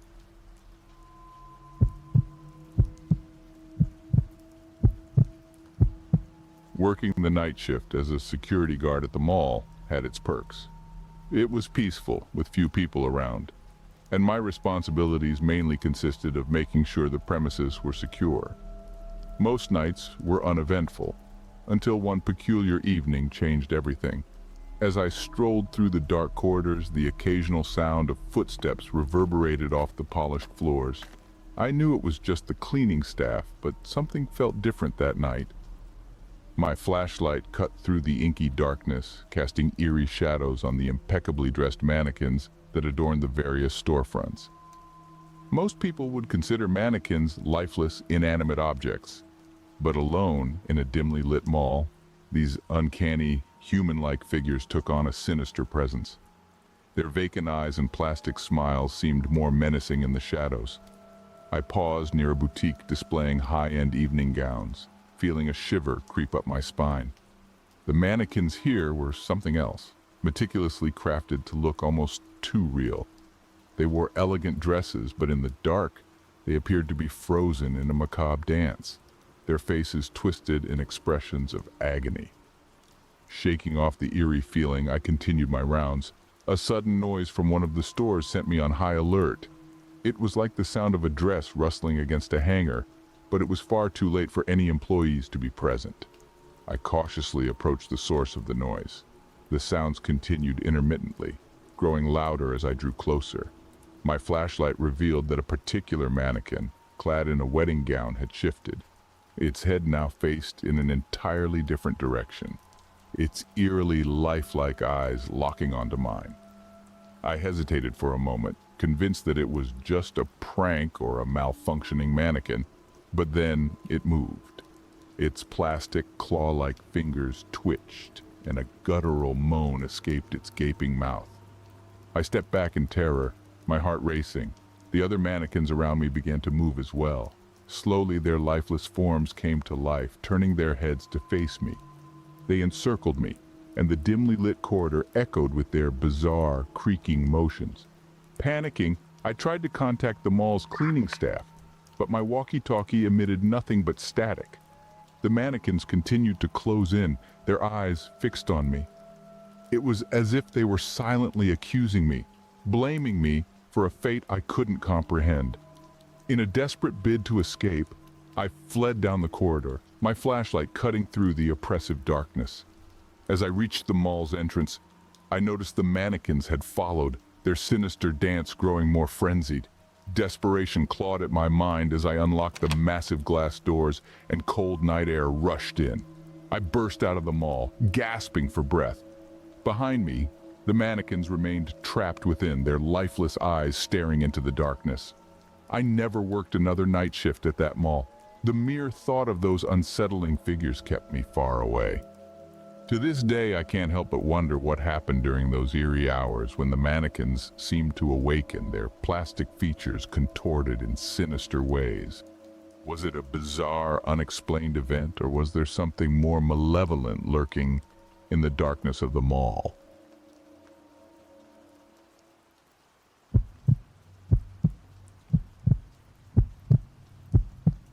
It was my 6th birthday, and my party had just ended. We had cake, pizza, and played games, a typical American birthday party. I lived with my mom and her boyfriend. His name was Steve. For my birthday, they got me one of those plastic Fisher-Price playsets, the ones that were about 4 feet tall and had a small slide, small enough to fit in my room.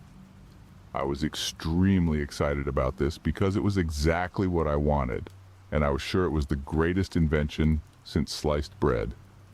I need to give a little background about the house I lived in, from what I know at least. To begin with, the house was an old blue colonial house in upstate New York. The house was like every other house in the neighborhood, and since Steve had just gotten a promotion at work, there was constant work being done on the house, basically a complete remodel while we lived there. The only thing I didn't like about the house was that you couldn't get into the attic, and for some reason bats kept getting in there, and at 6 years old, you don't like bats. My mom tucked me into bed after my birthday at about 9 p.m., a little later than usual. I remember waking up a few times that night because I was really excited to use the playset in the morning. I didn't get to play with it much that day because of the assembly. One of the times I woke up, I remember looking at the playset when I saw 2 shadows, a boy and a girl. They looked like they were talking to each other. As a child, I didn't want to be scared, so I rationalized this as the shadows of the trees playing tricks on my mind, just like my mom would have said. I managed to go back to sleep that night and didn't really think much of it the next day. My birthday is in June, so I usually didn't have school on my birthday, which meant I could spend the day playing with my friends. I didn't think about the shadows I saw the night before at all. I basically forgot that it happened until the next night. My usual bedtime was 8 p.m. I was lying in bed when I had a strong feeling something was watching me. I looked to the wall between my door and the playset, and the shadows were there again. This time I paid more attention while I was frozen in fear in my bed. The shadow children seemed to be talking, but I still couldn't hear them. It also seemed as if they were looking at each other, but it's hard to sense 3D direction from a 2D shadow. I screamed for my mom, and she ran into my room and turned my light on. At this point, the shadows disappeared. My mom then let me sleep in her bed that night, which she never let me do. She assumed I had a nightmare. Every night from then on, when I would look at the wall at night, those shadows would be there. When this would happen, I would call for my mom, and the cycle repeated. During this time, Steve and my mom would argue a lot, and I wasn't sure why, but I know I didn't notice it at first. The house had also gone into a full remodeling where almost half the house would always have something being done to it. I wish for school. This was back when school was fun and all your friends would be there. I hated spending any time in the house, and I would try to go to my grandma's whenever possible. This cycle repeated for a while, but then one night something changed. Lying in bed, something felt different. I wasn't sure if I had built up a sort of tolerance to the shadow people that were in my room at night, in the same place, doing nothing but silently talking to each other, or if I was just dumb. That night I decided that I didn't want to wake my mom up for some reason. I decided I would be brave enough to walk right past the shadows to my mom's room. I think it might be important to remember that whenever my mom would come by, these shadows would disappear. I still don't know why. I walked past the shadows, and nothing happened. I was then in the hallway with the light right above me and my mom's room to my left. I remember looking up at the light and then back to my mom's room, and then back to the light. I did this a few times, and then I remember just staring into the light. I'm not sure why, but I was drawn to the light. This is where the story starts to get a little confusing, but I will try my best to explain to you what I can. This next part of the story will be what I can remember as of today, and then I will try to fill in some blanks with what my family remembers and could tell me. After looking at the light, for some reason, I decided that I didn't want to wake my mom up, which was weird because I never cared before. I went back to bed, and the next thing I remember is sitting in the living room watching TV. There was construction all around me and plastic covers on the couches so that none of the drywall or new paint got on them. I remember I was sitting on the floor, watching static on the TV. To me, this memory seems like an out-of-body experience, and I feel like I was there but didn't feel in control. These memories are like a flash to me. I have them, but nothing in between. I only have one more memory of being in that house. I was in my room looking out of my window down to the driveway. It was nighttime and my mom had asked her friend's mother to come over. Her name was Danielle, but everyone called her Dee. I remember watching her pull up into the driveway and give my mom a hug. I could hear them for some reason, and this also seemed like an out-of-body experience. I heard Dee say that there was a boy and a girl spirit in the house, but they weren't the problem. The problem was that there was a dark and evil entity in the house, and it wanted me. Dee and my mom then proceeded to burn sage in the house. I assumed I went to bed, but when I woke up, I was at my grandma's house, and it was many days, I don't know the exact amount of time, after the light incident. I felt fine when I woke up, and I don't think I even noticed anything different. I often spent the night at my grandma's house. As I sit here and write this story, I am a 21-year-old senior in college. Every so often I think back to these events and am just confused. I have no answers. I try to come up with my own conclusions, but I can never think of a rational one. I have a hypothesis for what happened, but I won't share that with you now. I want you to come to your own conclusion. Maybe someone else has gone through the same type of situation. That was the point of writing this story. I am hoping that someday someone will read this and be able to help me. It would be easy to say I was possessed or something, but that seems too unreal. If the memories I have weren't so vivid, it would be hard for me to believe this story, but I assure you that this happened.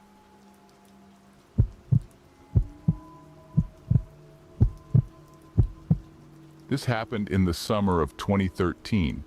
It was supposed to be a memorable birthday celebration. A surprise party for a young woman we'll call Mia. Her close-knit group of friends and family had gathered to create a night to remember, decorating her home with balloons, confetti, and a myriad of dazzling lights.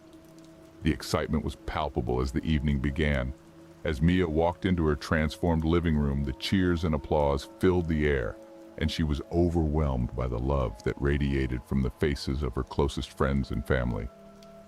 She embraced her best friend Josh, who had organized the entire event, and tears of joy filled her eyes.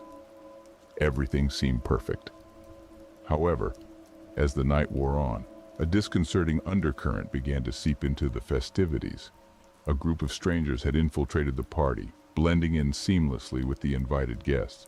They were just ordinary-looking people, but there was something about the way they carried themselves, the glint in their eyes, that sent shivers down the spines of those who noticed. Mia, caught up in the celebration, didn't immediately notice the subtle changes. But her friend Josh, vigilant and observant, couldn't ignore the creeping unease that emanated from the uninvited guests. They watched everything with keen interest, never participating in the festivities, but only observing and whispering among themselves. Josh couldn't shake the feeling that these party crashers knew Mia more intimately than they should. It was as if they had access to personal details, private anecdotes, and secret stories that only a close friend should know. It was unsettling, to say the least. As the night went on, the situation escalated. The strangers began confronting Mia with alarming knowledge, revealing secrets she had never shared with anyone present. They spoke of childhood stories, past relationships, and intimate details of her life, leaving Mia bewildered and horrified. Mia, a usually strong-willed and composed individual, felt her composure wane.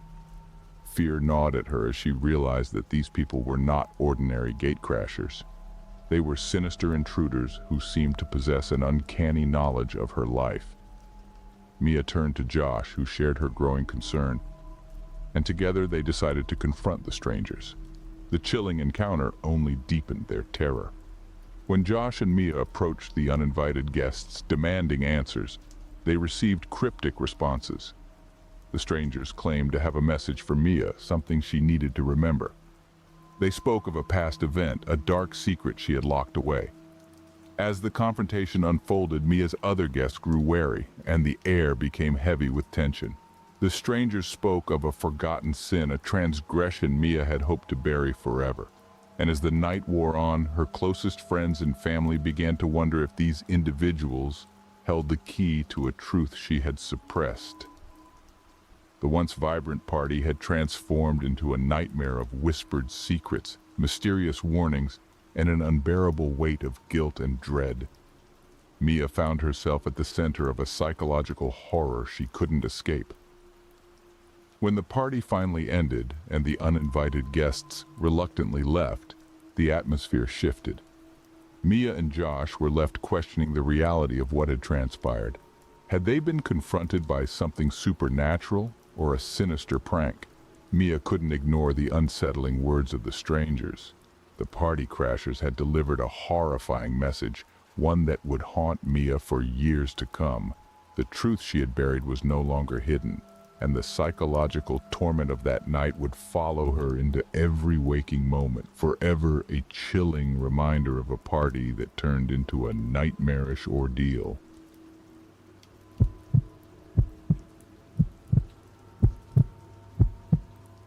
This is a story about the strangest birthday I've ever had.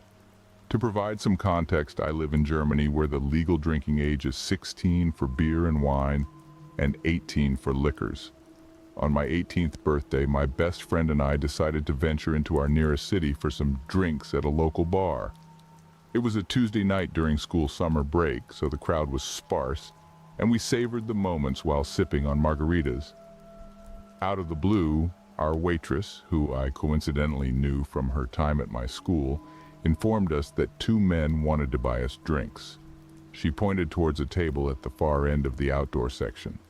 It was around 10 p.m., and despite it being midsummer, darkness was descending, making it challenging to see the men clearly. We figured, why not, and decided to express our gratitude.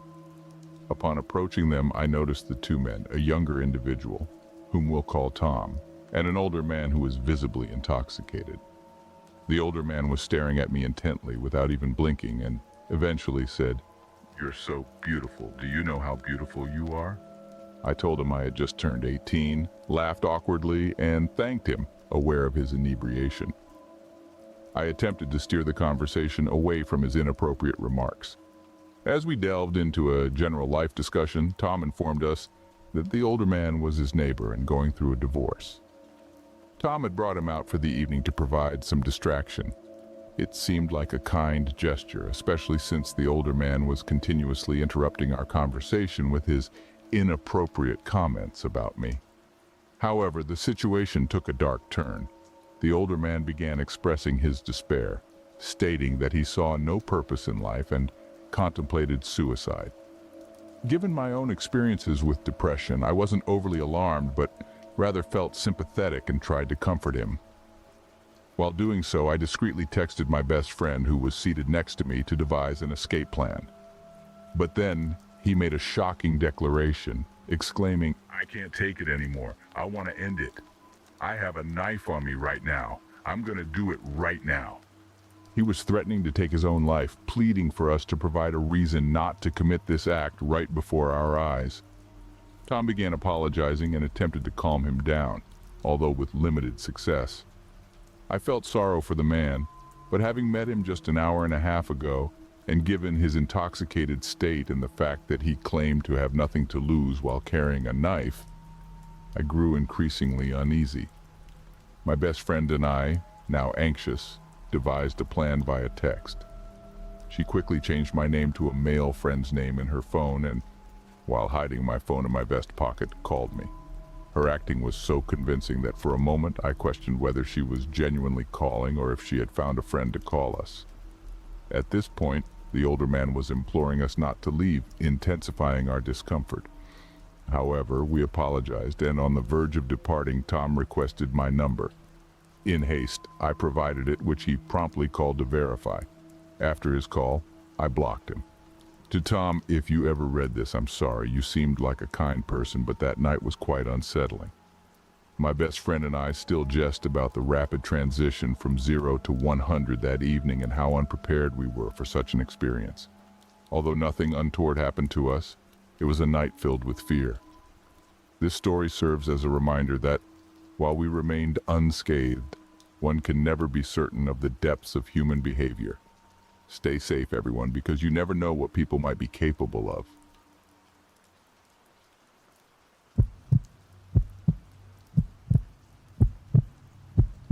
I have always been uncomfortable with the story that I am about to tell to you all. Partly because it was so odd and out of the ordinary, but nevertheless, in the spirit of October and the fact that I am starting to go camping again, I thought it would be interesting to share my own scary camping experience. This happened during the summer of 2012 when I was 15 and still an active member of a local Boy Scouts troop. I went camping, something my troop had frequently done. The camp we chose was for a full weekend. It was a nice forested area with taller grass.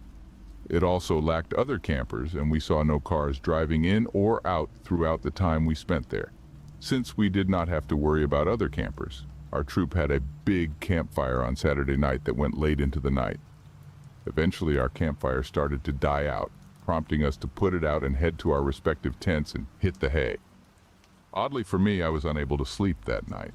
I usually slept well on campouts, especially when I have the pleasure of using a tent alone, like I had done on this occasion. So I sat there in complete silence, listening to the various sounds around my tent. Eventually, I found myself dozing off until I heard something walking near our campsite.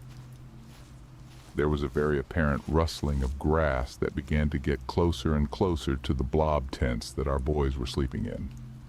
After a solid minute of movement, the sound stopped right in front of a tent that was about 7 or so feet from mine.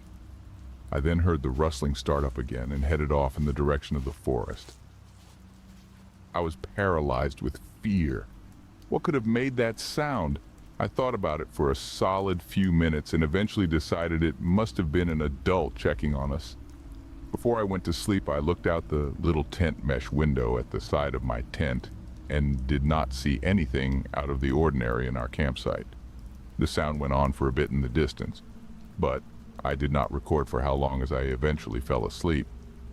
I woke up later that night to the same sound of rustling, yet this time it was close to our tent circle, as it was the first time I heard it.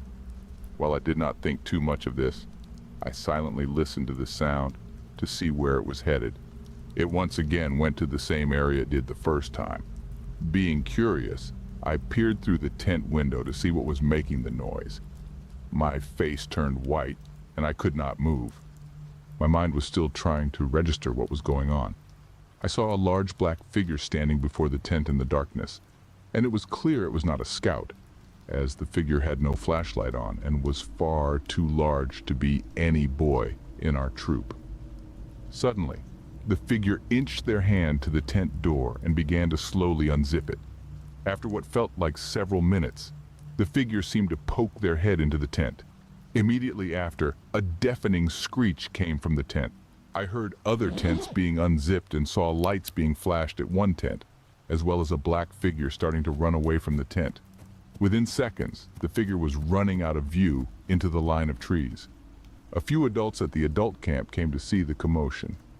The boys who were in the tent told what they had experienced, and several boys mentioned that they heard the sound of rustling in the grass around our tents throughout the night.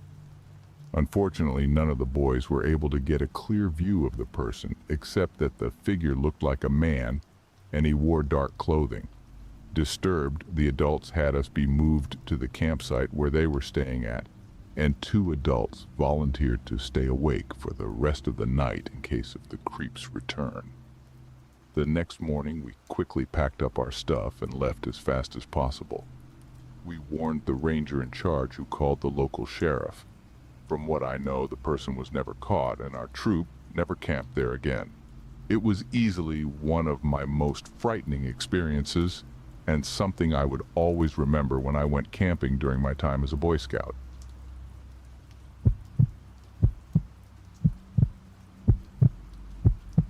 My name is Daniel, and this happened back in 2014 when I used to be a Boy Scout. Our troop, led by Scoutmaster Mr. Thompson, was always up for an adventure. So when he announced that we were heading to the forbidden campsite, our curiosity far outweighed any fear of ghost stories or eerie legends. Nestled deep within the woods, the forbidden campsite had been shrouded in mystery for as long as anyone could remember. Whispers of the campers who had braved the site and returned changed had woven a chilling tapestry of legends. But we, a group of eager young campers, couldn't resist the allure of a true adventure. As the sun dipped below the horizon, casting the woods in an inky darkness, we arrived at our destination. The towering oak tree at the center of our campsite marked our sacred ground. The first night was a mix of excitement and tension as we huddled around the campfire.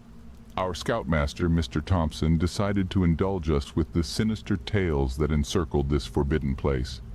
Listen carefully, boys. The forbidden campsite conceals its secrets well, and over the years, strange stories have emerged. Whispers in the night, phantom campfires, and shadowy figures lurking at the edge of the forest. His words sent shivers through our young spines, but we were far from deterred. Brimming with youthful enthusiasm, we embarked on this eerie adventure, convinced we were immune to the tales that clung to this place. The night descended upon us, and we retreated to our tents, the forest settling into an uncanny silence. Crickets chirped and leaves rustled in the gentle wind, but as we would soon find out, the legends of the forbidden campsite were far from mere campfire tales. The heart of Whispering Woods held secrets more terrifying and profound than anything we had ever imagined. As the second night at the forbidden campsite loomed, our initial excitement had given way to a haunting unease. Mr. Thompson's tales were no longer just stories, they were becoming our reality. It began with the whispers. At first we dismissed them as a trick of the wind or our own overactive imaginations, but they grew louder, more insistent, and distinctly human. It was as if unseen voices carried secrets that floated on the night air, teasing and tormenting us. Sleep evaded us, and fear had settled in our hearts. We couldn't pinpoint the source of these ghostly utterances, but they seemed to emanate from the surrounding forest.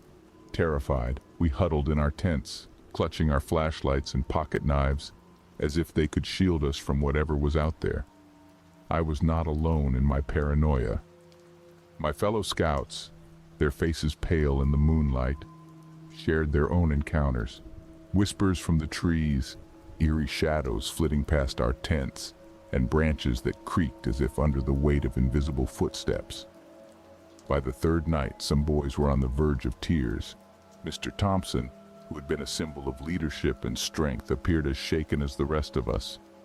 We begged him to call off the expedition, to retreat from the forbidden campsite, but he remained resolute, determined to unravel the mysteries that haunted this place.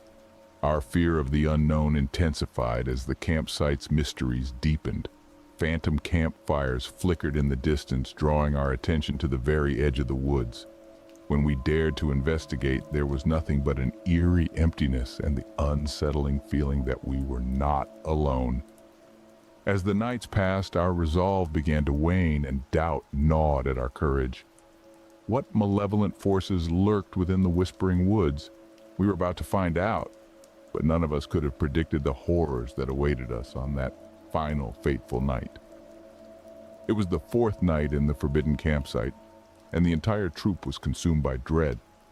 Whispers still taunted us, but they were no longer the most unnerving aspect of our ordeal. Our very surroundings seemed to have changed. As we peered into the dark abyss of the whispering woods, we noticed grotesque silhouettes swaying in the trees. We could hardly believe our eyes. Lifeless bodies, hanging like grotesque ornaments. They were not Halloween decorations, but real decomposing corpses. Panic swept through our camp like wildfire. We couldn't fathom the horrors that had transpired in these woods, and the realization sent shockwaves of terror through our ranks.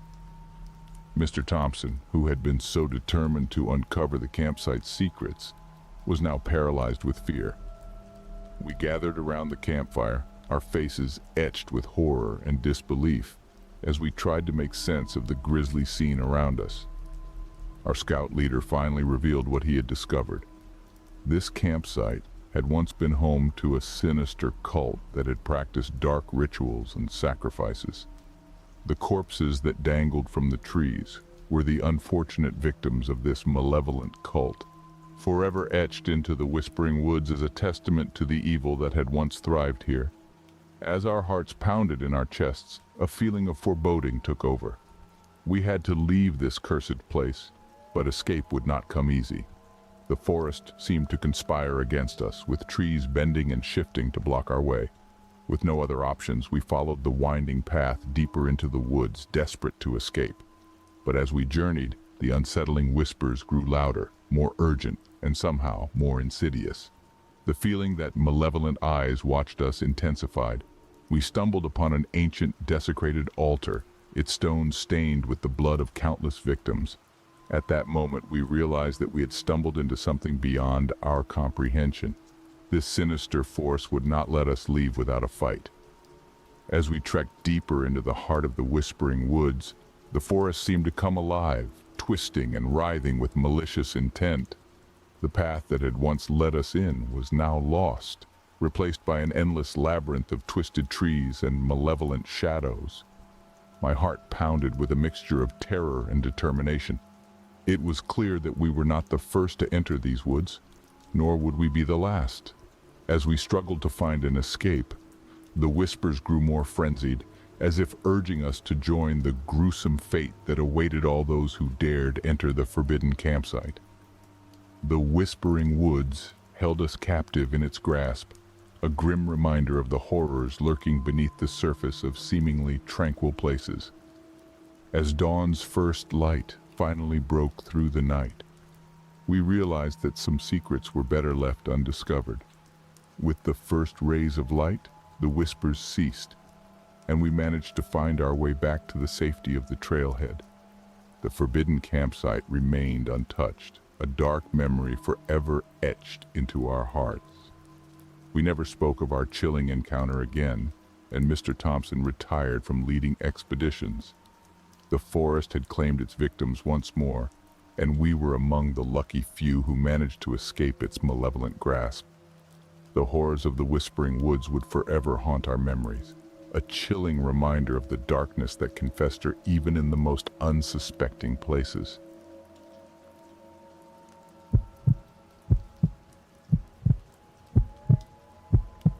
I honestly can't believe I'd forgotten about this. This happened back in the fall of either 2002 or 2003 when I was around 12 or 13 years old near Clinton Lake in Kansas on a Boy Scout campout. I still go backpacking and camping a lot, but this was the last camping trip I remember attending before moving states. We arrived at our campsite on a Friday and planned on staying through Saturday and leaving Sunday morning. I remember us having to set our tents up in the rain Friday evening, but Saturday was sunny and gorgeous. I don't remember every precise detail, but right before we went out to hike that morning, an old van, perhaps a late 70s model, pulled into a campsite within view of ours. These guys were hippies with a capital H, and that was my first exposure to what weed smells like when some of us asked if a skunk was nearby. They were too far away for us to hear any specific conversations, but even the adult leaders found this to be a funny sight. One of the leaders, I think, went over there to ask that they stop using drugs in front of us or to move campsites. When we got back from our day hike, Those hippies were still at the same campsite, and so baked that they couldn't play their instruments with any skill. Here's where it got weird. By the time the sun was setting, the group of stoners had completely ditched their hippie attire and had dressed in total goth style. Some had makeup that made their faces unnaturally pale. Others had black trench coats on, and they must have had a stereo, because all we could hear over there was grunge metal playing. That night, after we cooked and ate dinner, all the scouts, including myself, headed out into an open area of the campgrounds to play capture the flag. We collectively established the boundaries, which were still pretty close to the group of now goths, but it gave us a different angle of view to their site. I doubt they had any idea we were there since we played with no flashlights. By this point, the grunge metal had been replaced by this creepy, ominous opera music. I succumbed to curiosity, but I wasn't about to sneak into their campsite. I just crept a little closer to see what they were doing. They had made a large campfire, beyond legal limits, and I couldn't see any of the group. On a tree, I saw something that had me initially freaked out, but I figured they were still feeling the weed and any other drugs they may have taken for this to be real and continue to play. I think we only played one game, then retired to our tents. At some point in the middle of the night, all of our adult leaders woke us up and told us to quickly and quietly pack up our things, take down our tents, and get back to the bus. As we were packing everything up, we couldn't help but notice the bonfire was still going strong, but the music had stopped and we heard people talking. The tone didn't sound like casual conversation either, but I couldn't hear specific words. I don't know how to describe it. Once everyone and everything was in the bus, the driver got us the hell out of there. The adults were abnormally quiet, and the scouts had congregated to the back of the bus. I don't remember if one of us told the adults about those guys, but we knew it had to have been regarding that strange group. A fellow scout from the other CTF team had also tried sneaking into their campsite and saw the same thing I did.